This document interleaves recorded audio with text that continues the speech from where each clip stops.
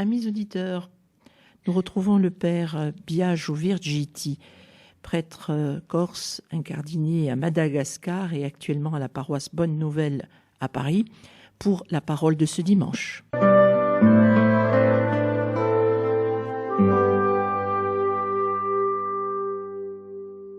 Chers amis de votre radio chrétienne, bienvenue pour cette nouvelle émission, cette dernière émission du temps ordinaire, puisque nous rentrerons la semaine prochaine dans le temps du carême. Nous allons célébrer ce dimanche le 7e dimanche du temps ordinaire. Commençons sans plus tarder par la proclamation de l'Évangile. De l'Évangile selon saint Matthieu. En ce temps-là, Jésus disait à ses disciples : « Vous avez appris qu'il a été dit « œil pour œil et dent pour dent ». Eh bien, moi je vous dis de ne pas riposter aux méchants. Mais si quelqu'un te gifle sur la joue droite, tends-lui encore l'autre. Et si quelqu'un veut te poursuivre en justice et prendre ta tunique, laisse-lui encore ton manteau. Si quelqu'un te réquisitionne pour faire 1000 pas, fais-en 2000 avec lui.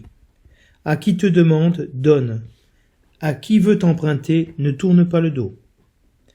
Vous avez appris qu'il a été dit, tu aimeras ton prochain et tu haïras ton ennemi.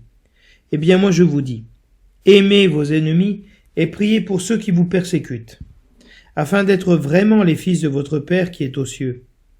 Car il fait lever son soleil sur les méchants et sur les bons, il fait tomber la pluie sur les justes et sur les injustes. En effet, si vous aimez ceux qui vous aiment, quelle récompense méritez-vous? Les publicains eux-mêmes n'en font-ils pas autant? Et si vous ne saluez que vos frères, que faites-vous d'extraordinaire? Les païens eux-mêmes n'en font-ils pas autant? Vous donc, vous serez parfaits, comme votre Père céleste est parfait.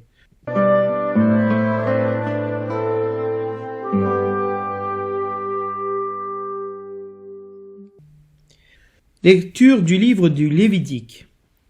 Le Seigneur parla à Moïse et dit : « Parle à toute l'assemblée des fils d'Israël. Tu leur diras : Soyez saints, car moi le Seigneur votre Dieu, je suis saint. Tu ne haïras pas ton frère dans ton cœur, mais tu devras réprimander ton compatriote. Tu ne toléreras pas la faute qui est en lui. Tu ne te vengeras pas. Tu ne garderas pas de rancune contre les fils de ton peuple. Tu aimeras ton prochain comme toi-même. Je suis le Seigneur. »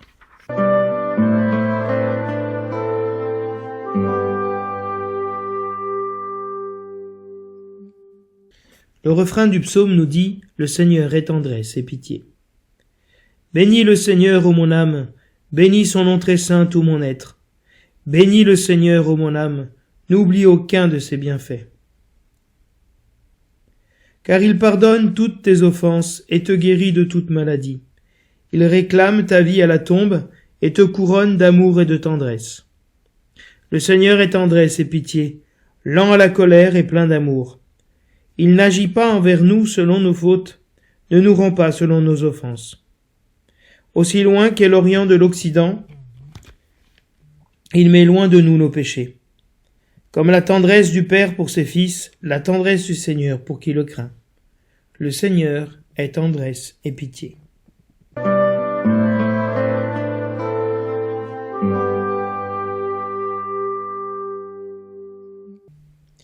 De la première lettre de saint Paul apôtre aux Corinthiens. Frères, ne savez-vous pas que vous êtes un sanctuaire de Dieu et que l'Esprit de Dieu habite en vous?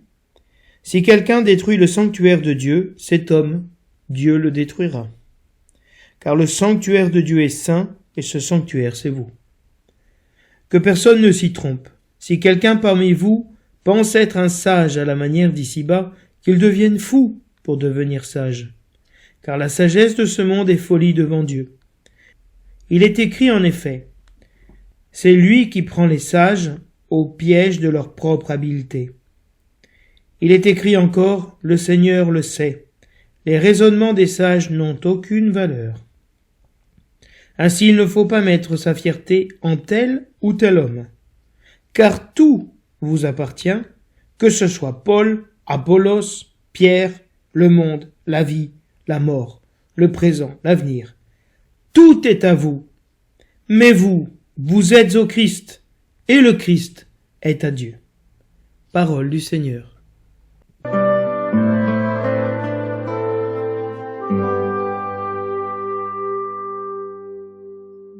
Le thème de ce dimanche tourne autour de l'amour du prochain, mais de l'amour du prochain comme signe visible de la sainteté de Dieu et de son corps mystique qu'est l'Église. On retrouve ici un des deux commandements fondamentaux qui résument toute la loi. Aimer Dieu de tout son cœur et son prochain comme soi-même. La source de l'amour fraternel est en Dieu, parce que Dieu est communion de personnes. Donc ici nous avons ce dimanche le thème de l'amour du prochain, et on va voir comment cet amour du prochain s'accomplit parfaitement et pleinement dans l'amour de l'ennemi, parce qu'il est l'image de l'amour de Dieu pour tous les hommes. Mais de manière surprenante, l'Évangile ne dit pas, comme dans le Lévitique, « Soyez saints comme votre Père est saint », mais « Soyez parfaits comme votre Père céleste est parfait ». Ainsi, aimer son prochain et particulièrement son ennemi, c'est faire un véritable retour aux sources, à l'amour de Dieu, qui a été répandu dans nos cœurs par l'Esprit Saint, comme nous dit saint Paul. Si Dieu s'est manifesté aux hommes, c'est pour leur communiquer sa sainteté, pour le conduire à être saint, comme lui est saint et parfait. Et Dieu est amour. Dieu est saint et Dieu est amour. Et l'amour est l'expression de la sainteté de Dieu, parce que l'amour de Dieu n'a pas de limite et elle aime tous les hommes, y compris les ennemis. Donc, nous trouvons ici, dans le thème de ce dimanche, un appel à la sainteté. Cet appel à la sainteté, dont le Concile Vatican II a fait retentir l'annonce dans tous ses documents.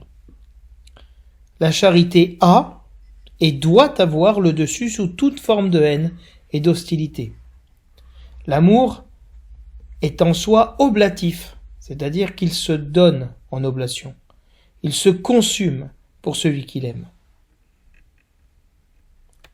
Nous sommes dans ce dimanche, avec ce thème de l'amour et de l'amour à l'ennemi, au cœur du christianisme. Jésus porte l'amour à son paroxysme. Aimer les ennemis. Ne pas résister au mal. Seul Dieu peut faire ainsi. Seul Dieu peut aimer au-delà de la mort. Et donc nous sommes dans ce dimanche au cœur du christianisme, parce qu'au cœur du christianisme, il y a le message de l'amour. Mais pas n'importe quel type d'amour. Pas l'amour entre les fiancés. Pas un amour humain, mais un amour divin. Et le christianisme se différencie des autres religions parce qu'il est principalement une religion de l'amour et de l'amour à l'ennemi. C'est-à-dire de considérer l'autre comme supérieur à soi pour qu'il ait la vie. Le titre donné à l'évangile de ce dimanche par le lectionnaire est le suivant. Aimez vos ennemis. Il n'y a pas plus explicite, il n'y a pas plus clair et plus raccourci. Le verset de l'Alléluia récite « En celui qui garde la parole du Christ, l'amour de Dieu atteint vraiment sa perfection. » Et ici, le thème de l'amour à l'ennemi est mis en rapport avec la perfection. Celui qui garde la parole du Christ, qui nous dit « Aimez vos ennemis », eh bien, cet amour de Dieu qu'il a en lui et qui aime l'ennemi atteint vraiment sa perfection. L'antienne du Magnificat des premières vêpres récite « Aimez vos ennemis, priez pour vos oppresseurs et vous serez vraiment fils du Père. » Donc la filiation divine est véritablement liée à cet amour et à l'amour de l'ennemi. L'antienne du Benedictus récite « Dieu votre Père fait lever son soleil sur les mauvais et sur les bons. » C'est-à-dire que cet amour que Dieu porte aux hommes, il ne fait pas exception de personne, il ne fait pas de différence entre les bons et les mauvais. C'est un amour qui est pour tous, et donc aussi pour les mauvais, surtout pour les mauvais. L'antienne du Magnificat des secondes vêpres nous récite « Soyez parfaits, comme votre Père céleste est parfait. » Ici, vraiment la perfection et la sainteté sont un des objectifs qui se trouve derrière cet amour de l'ennemi. L'oraison de collecte de ce dimanche nous dit « Dieu Tout-Puissant, nous t'en prions, accorde-nous de conformer à ta volonté nos paroles et nos actes dans une inlassable recherche des biens spirituels. » Eh bien, il est évident ici que s'accorder, se conformer à la volonté de Dieu, par nos paroles et nos actes, c'est s'accorder à cette volonté que Dieu a, que nous aimions nos ennemis, que nous aimions notre prochain comme nous-mêmes, que nous soyons saints comme lui il est saint, que nous soyons parfaits comme lui est parfait. En parole et en acte, dans une inlassable recherche des biens spirituels. Quels sont ces biens spirituels ? C'est justement l'amour de Dieu, parce que aimer Dieu, c'est déjà un des bienfaits spirituels qui nous est donné, parce que c'est un don gratuit que nous recevons de Dieu. La foi est un don spirituel. L'espérance, la charité est un don spirituel, un bien spirituel.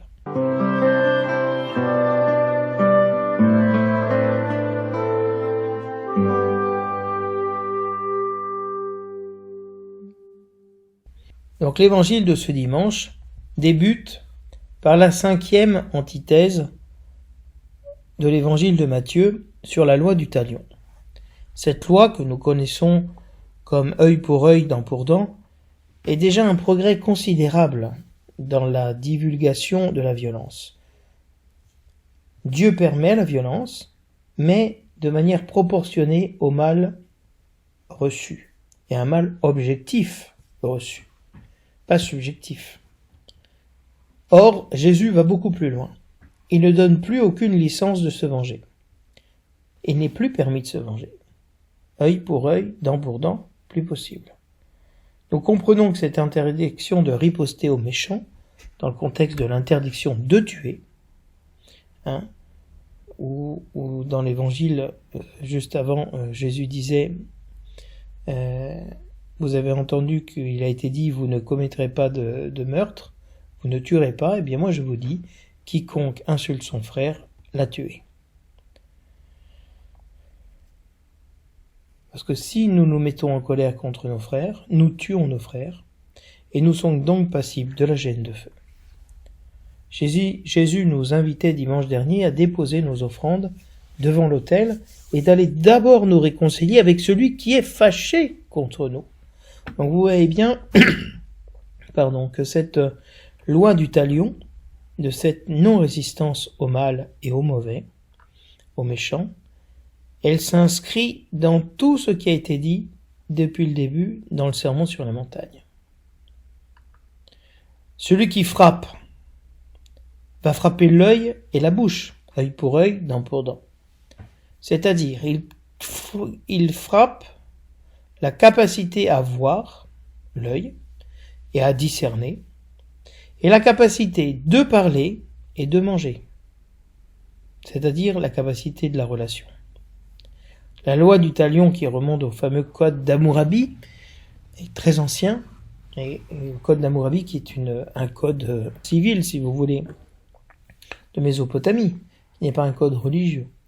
Il limite, pour les fautes volontaires, la vengeance à la réciprocité de la punition, mais qu'elle soit égale à la faute commise et qu'elle n'aille pas au-delà. Pour les fautes ou les homicides involontaires, il y avait pour le meurtrier des villes de refuge pour y trouver le droit d'asile. Mais ici, Jésus accomplit cette loi du talion à la perfection en disant « Ne tenez pas tête aux méchants », en nous invitant à abandonner tout droit de réponse et toute vengeance. Ceci ne nous donne en rien le droit de tuer, ni n'assure l'impunité pour l'agresseur. C'est pas parce que nous ne répondons pas au mal que l'agresseur peut faire ce qu'il veut. Jésus légifère uniquement pour son royaume à lui, qui est un royaume de pardon et d'amour, et il s'adresse aux chrétiens. Mais le texte ici est ambigu au niveau grammatical, parce qu'il est impossible de distinguer si Jésus demande de ne pas résister aux méchants donc ça serait un terme au masculin, ou à la méchanceté, au neutre. Ici, les deux formes sont équivalentes. Donc, on ne comprend pas s'il demande de ne pas résister au méchant, la personne qui est méchante, ou de ne pas résister à la méchanceté. En fait, il s'agit de ne pas s'opposer ni au méchant, ni à la méchanceté, mais de se laisser transpercer par eux. Comme Jésus, qui a été cloué sur la croix, et en étant cloué sur la croix, il a arrêté la méchanceté du monde, et il a arrêté le méchant, le mal, le mauvais. Je pense que Jésus ici nous invite à ne pas résister même au mal que nous fait le malin, le démon, parce que c'est Dieu qui nous défendra, et à lui, c'est à Dieu que nous remettons toute justice. Parce que certains disent oui, mais non, c'est pas. Jésus ne parle pas ici de ne pas résister au mauvais, au méchant, à Satan, mais seulement à la personne. C'est sans doute cela. Mais si plus on avance dans la foi, plus on se rend compte que nous sommes dans les mains de Dieu et que Dieu permet que nous soyons tentés, mais jamais au-delà de nos forces, et que la tentation révèle la grandeur de notre foi. Je vous rappelle quand même un fait très important, que même Padre Pio, si je ne me trompe pas, a été possédé d'un esprit mauvais lui aussi. C'est-à-dire que Dieu lui a donné cette épreuve grande qu'il pouvait porter, d'être même habité par l'esprit du mal, sans être détruit, et sans faire la volonté du mauvais.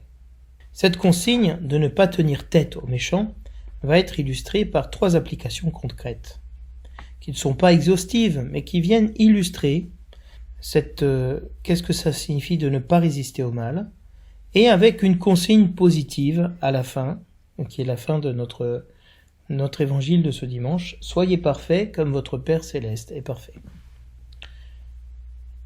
Tout d'abord, le vêtement dont le fidèle se fait dépouiller est ici le chiton, le vêtement du dessous, qui est sur la peau, la chemise si vous voulez. Prendre le manteau de quelqu'un est un geste extrêmement méchant et agressif. Et Jésus invite ses disciples à ne pas résister lorsque nous sommes conduits en justice. Si quelqu'un veut nous prendre notre tunique, que nous lui donnions aussi notre manteau, c'est-à-dire l'indispensable, le nécessaire. Si quelqu'un te réquisitionne pour faire 1000 pas, 1000, faisons 2 avec lui. 1000 faisait approximativement 1,5 km. Celui qui était réquisitionné, comme Simon de Cyrène dans l'Évangile, pour porter la croix de Jésus, est appelé à faire le double de ce qui lui est exigé. On appelait agaros les messagers impériaux de la Perse, qui avaient le droit de réquisitionner tout moyen de transport pour porter au plus vite leur message dans l'Empire. Et donc, le peuple juif, qui est sous l'occupation romaine, se trouve elle aussi à vivre des réquisitions. Et donc, Jésus-Christ invite ici à ne pas résister au mal, à cette réquisition, à être plus généreux. À qui te demande, donne. À qui veut t'emprunter, ne tourne pas le dos. Le prêt était l'équivalent de l'aumône, puisqu'il n'était pas rare qu'on ne puisse rendre la somme demandée. Jésus n'invite pas pour autant à la mendicité, mais à vivre de manière charitable les uns avec les autres. Donc ici, on te demande, donne, on te prend ton manteau, laisse ta tunique, on te réquisitionne pour 1000, fais-en 2. Aucune résistance au mal. Jésus-Christ a été, comme dit le prophète Isaïe, comme une brebis muette qu'on conduit à l'abattoir. Il n'ouvre pas la bouche. Il ne résiste pas au mal. Ça, c'est la nature de Dieu, la nature de Jésus-Christ, la nature que Dieu voudrait que les chrétiens aient, reçoivent. Donc on comprend bien ici combien la justice que Jésus-Christ est venu porter sur la terre dépasse largement celle des scribes et des pharisiens. Nous sommes toujours sous la première béatitude. Heureux les pauvres en esprit, car le royaume des cieux est à eux. Si le royaume des cieux est à nous, nous pouvons tout donner et nous laisser appauvrir en nous laissant dérober injustement. Le chrétien est comme le Christ, sans défense, car il a déjà vaincu et il règne sur sa vie, dans sa vie. La 6e et dernière invitation à accomplir pleinement la loi culmine dans l'amour à l'ennemi. En reprenant ici le verset du Lévitique, chapitre 19, verset 18, « Tu aimeras ton prochain comme toi-même », Jésus dépasse la notion de prochain, qui signifiait alors, dans l'Ancien Testament, l'Israélite. Et ici, Jésus-Christ va identifier le prochain avec l'ennemi. L'affirmation « tu haïras ton ennemi » n'est pas tirée de l'Écriture, mais de la communauté de Qumran.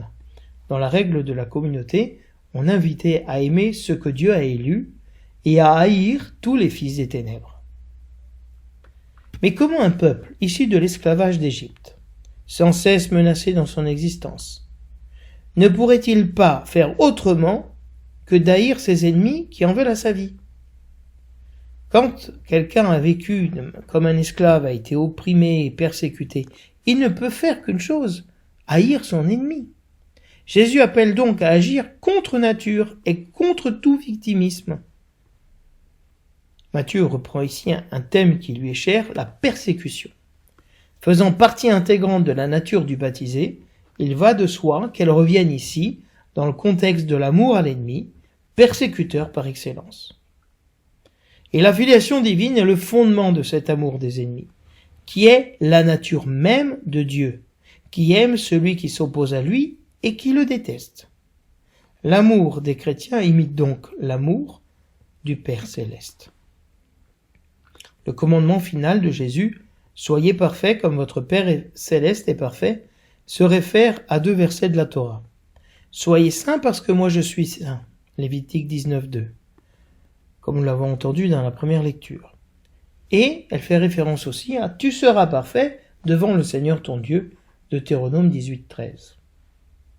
La notion de perfection est caractéristique de l'enseignement de la communauté de Qumran. On trouve plus de 20 occurrences, 20 répétitions de cette formule de perfection dans la règle de la communauté. Matthieu est le seul des évangélistes à utiliser le terme teleios, parfait. Selon certains exégètes, il serait lié chez Matthieu au concept de justice, à celui qui accomplit la loi à la manière de Jésus-Christ. Est parfait, pour Matthieu, celui qui accomplit la loi, comme Jésus-Christ l'a accompli, c'est-à-dire en se laissant tuer par ses ennemis.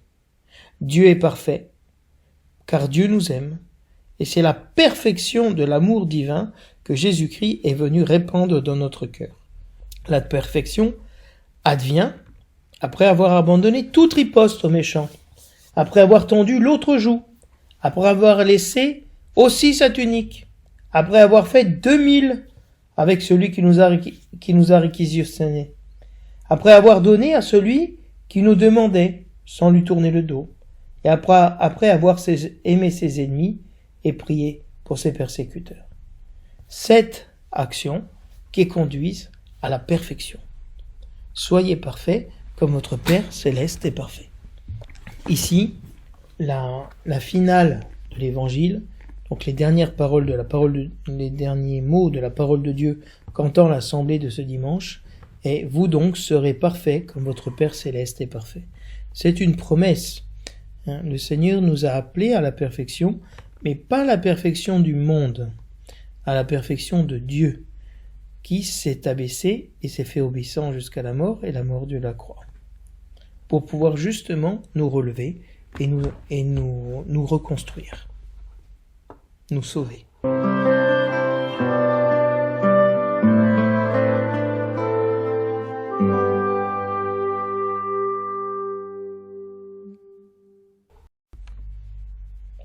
La première lecture a pour titre « Tu aimeras ton prochain comme toi-même ». Cette phrase, donc, de l'amour du prochain, nous met dans ce thème de l'amour et de l'amour du prochain et de l'ennemi. Et donc, c'est évident que pour nous, qui avons entendu l'évangile où Jésus-Christ nous invitait à aimer nos ennemis, lorsque nous entendons « Tu aimeras ton prochain comme toi-même », nous comprenons que notre ennemi peut être notre prochain, et nous ne comprenons plus seulement, comme le comprenait Israël, que le prochain était l'Israélite. Ici, c'est tout autre. Tout homme est notre prochain, et dans la parabole du bon Samaritain, on retrouve justement le Samaritain qui se fait le prochain d'un Juif, alors que c'est son ennemi. Le Seigneur dit à Moïse, « Soyez saints, car moi, le Seigneur votre Dieu, je suis saint. » Donc ici, si vous voulez, il y a comme une inclusion entre la première lecture et l'évangile, puisque la première lecture commence en disant « Soyez saints, car moi, le Seigneur votre Dieu, je suis saint », et l'évangile termine en disant « Vous donc, vous serez parfaits, comme votre Père céleste est parfait. » Donc vous voyez, il y a toute la parole de Dieu est encerclée et dans ce cadre de cette sainteté de Dieu, de cette perfection de Dieu, que nous sommes appelés à être comme Dieu. L'homme est à l'image de Dieu, mais il est appelé à être à sa ressemblance. Et ressembler à Dieu veut dire être saint et être parfait dans l'amour, comme lui est parfait.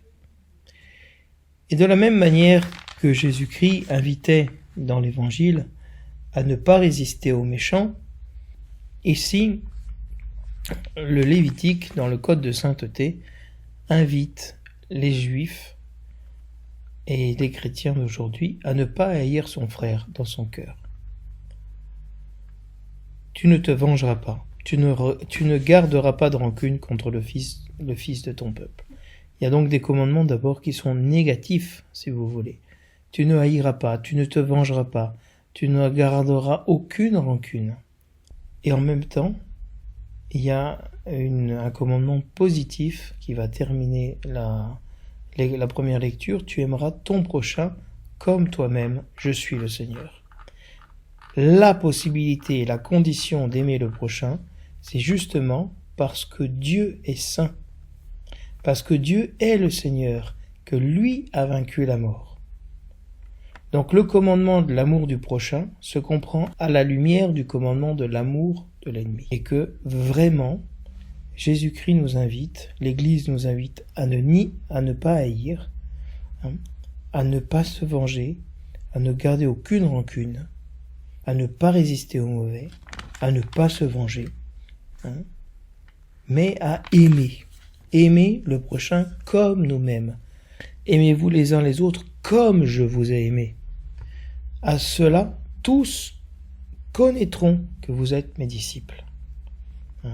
Il s'agit d'aimer comme Jésus nous a aimés. Et d'aimer donc notre prochain comme nous-mêmes nous nous aimons, comme nous-mêmes nous sommes aimés par Dieu. Le refrain du psaume récite « Le Seigneur est tendresse et pitié ».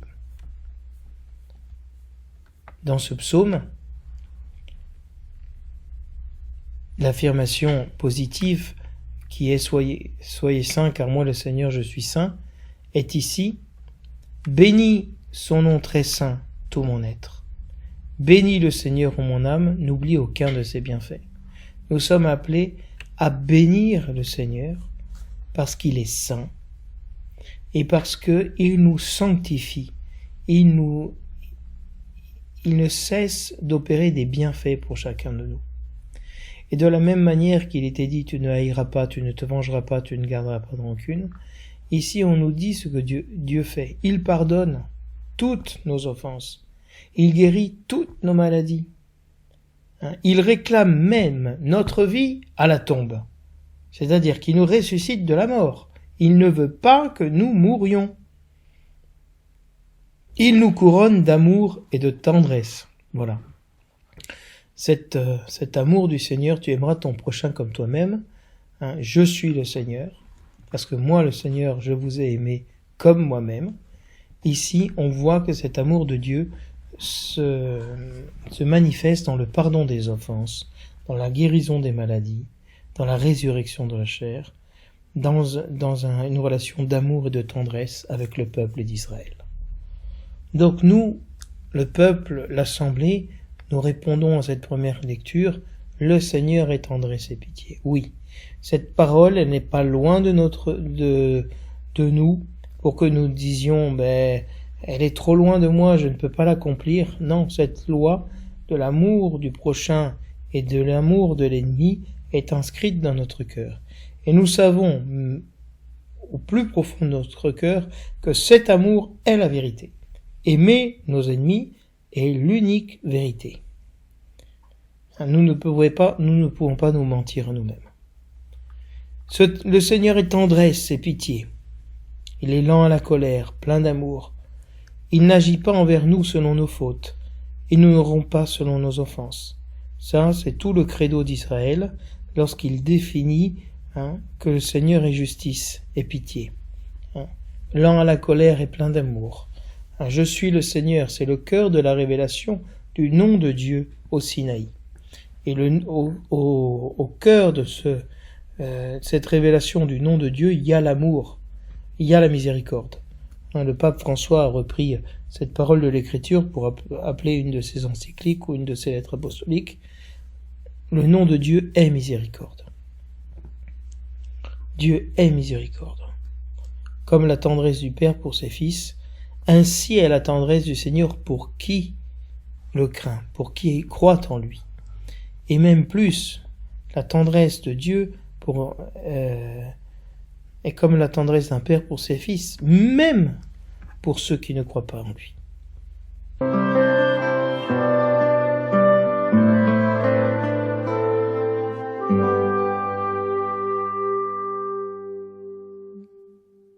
La deuxième lecture a pour titre « Tout est à vous, mais vous êtes au Christ, et le Christ est à Dieu ».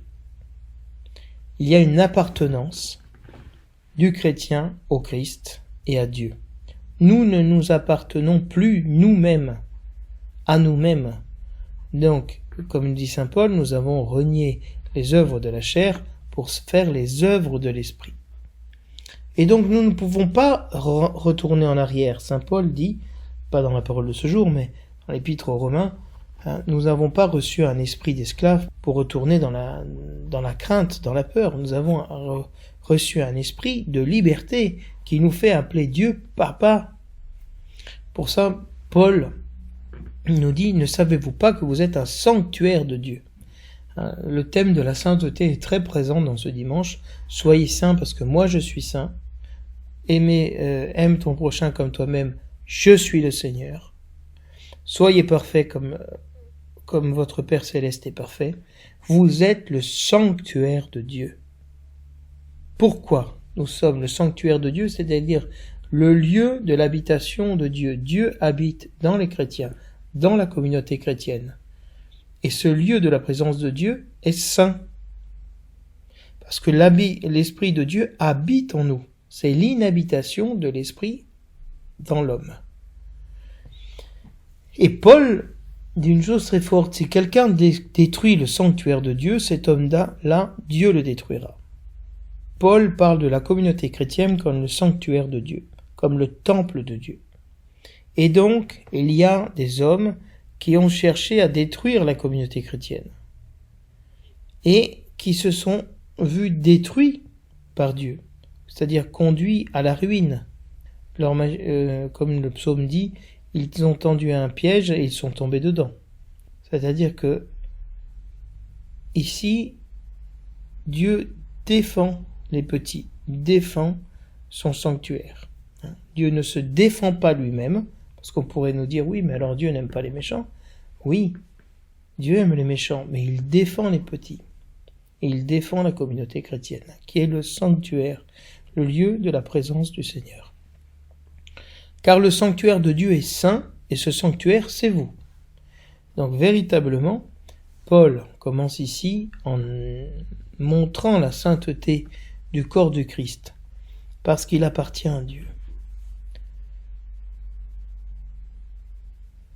Et donc, comme nous sommes le sanctuaire de Dieu, nous ne pouvons pas nous diviser les uns les autres.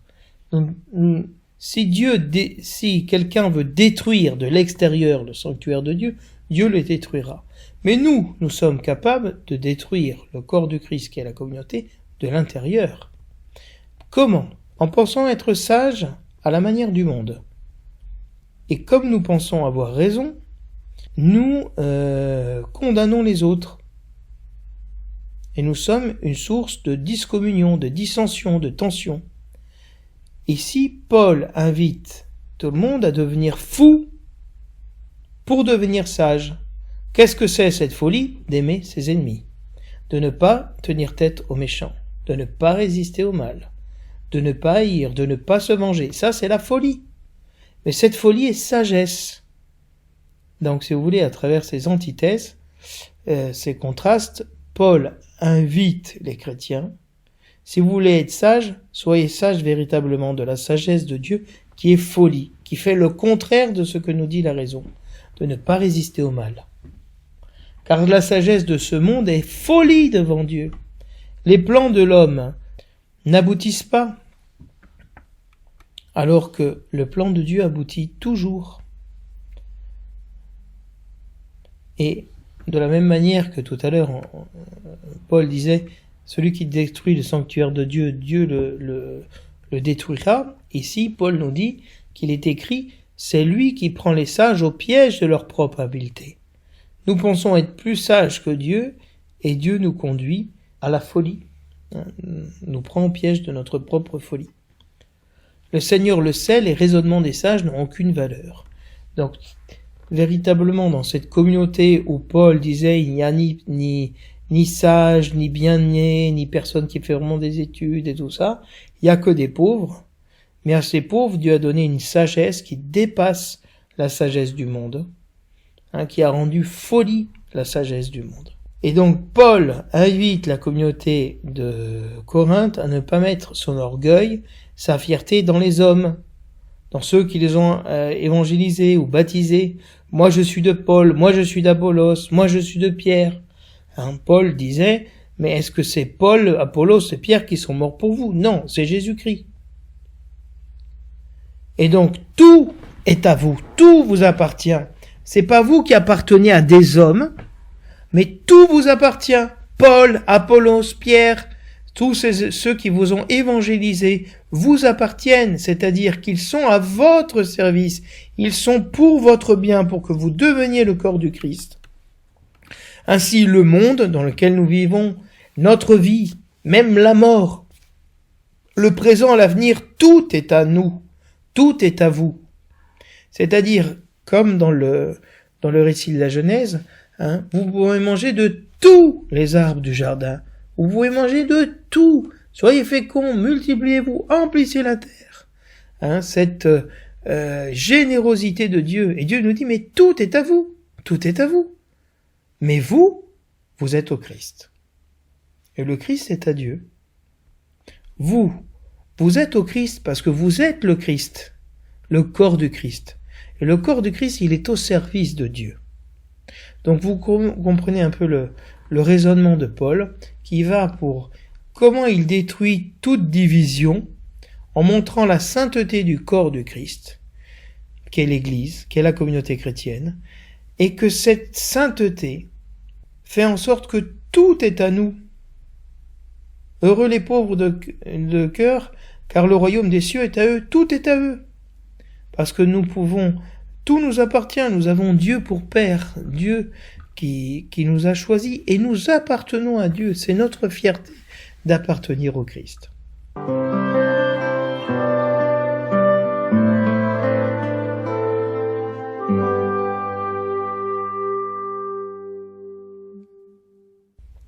Alors, chers amis auditeurs, j'espère que vous avez pu, malgré moi, entrer dans cette parole de ce dimanche et voir toute la profondeur de l'amour que Dieu a pour nous et de l'amour auquel il nous appelle, parce que nous lui appartenons, nous sommes son corps, nous sommes appelés à la sainteté, nous sommes appelés à cette perfection de l'amour. Que le Seigneur nous aide, prions les uns pour les autres pour que se réalise vraiment cette parole en nous, dans ce dimanche, que nous puissions dire Amen à la volonté du Père pour devenir comme le Christ. Je vous souhaite à tous et à toutes un bon dimanche dans le Seigneur.